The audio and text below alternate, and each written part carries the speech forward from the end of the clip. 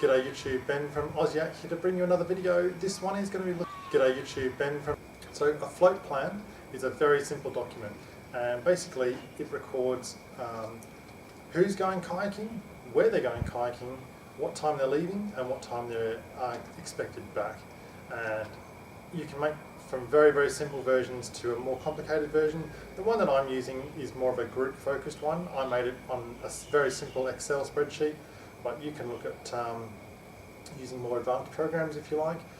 And it's just a very simple tick and flick kind of thing. And I like to leave it with someone on shore so that they know when I've gone out, especially if I'm going out a fair distance offshore, which I might go 4, 5, 6 kilometres offshore chasing the bigger mackerel and tuna. And often what happens is if you get caught up in currents or if you get caught up in bad weather, then you can be delayed, or maybe something's happened to you and you've been unable to call for help. So a float plan gives potential rescuers a really good place to start. Anyway, let's have a look at the one I've done, and you can either use a similar format to this or adjust it to suit your needs. So a float plan is a very simple document, and basically it records who's going kayaking, where they're going kayaking, what time they're leaving and what time they're expected back. And you can make from very, very simple versions to a more complicated version. The one that I'm using is more of a group focused one. I made it on a very simple Excel spreadsheet, but you can look at... Okay, so a float plan is really divided into 6 parts. I've made this on a very simple Excel spreadsheet, and let's have a look at how we've done this. So the top section is essentially who's prepared the float plan and when that was done. In this case, typically it's myself, but sometimes it can be other members of my group. The second part focuses on emergency preparedness. So these are the sorts of things that we typically have with us, which are going to help us, and these are the kind of things that potentially rescue people might need to know that we've got with us, so they have some idea of who they're looking for. The most important section really is the third section. So this is the kayaker's name, what colour boat they've got, emergency contact details, skill level, age, have they got any allergies, those kind of things, and do they carry a radio.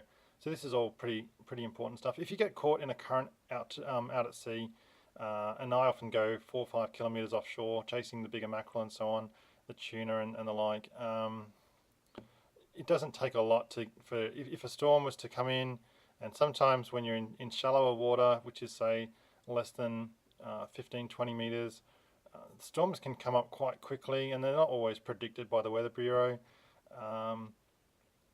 and certainly conditions can change, and when they do, it can really catch you off guard if you're not careful. So this is just one of those things that's really good to have. It sometimes takes a little bit of effort sometimes to put it together, but it's not too hard.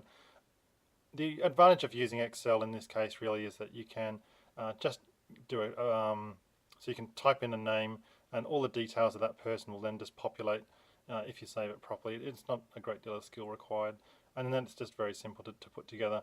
So obviously this particular type of plan is designed around a group of 8 or 9 people. I typically go kayaking with around 5 or so other people. It just depends on who's available on the time. And I'll use these plans. I don't use them every single time, but it's certainly when I'm going into an area where I haven't been before, it's good to have. So if you can imagine from the point of view of the police or the rescue authorities, if they were to come across a random kayak out to sea, then if they've got some details, they can start ruling people out who it might belong to, and it can sort of affect how they're going to coordinate their search. The fourth section is quite an important one. So this is where we're leaving from, and what sort of vehicles might be in that location, and then our destination point. So the destination's obviously a good one, and then the alternate destinations. So for example, if I'm going to kayak around, say, the Gold Coast, I might go through Stradbroke Island. So if I'm going to go there for a day or two, or even if I'm fishing, then I might have a certain number of waypoints tagged in as my destinations, but obviously depending on the conditions, then my plan might be to go past some alternates.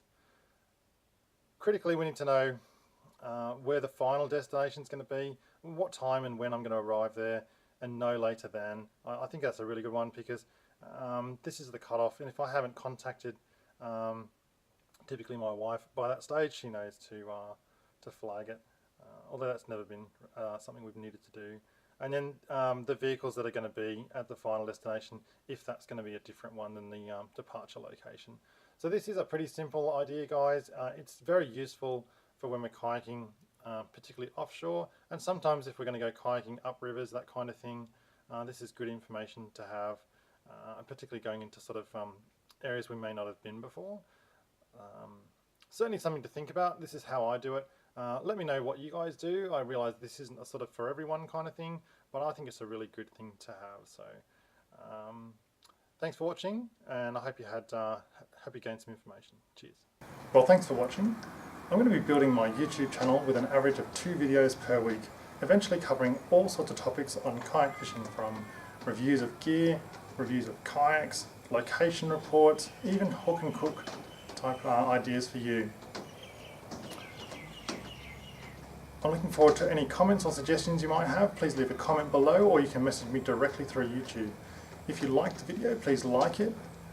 Please feel free to share this video on other social media such as Facebook or Twitter. And don't forget to subscribe. Thanks for watching. Until next time, tight lines and stay safe. Well, thanks for watching.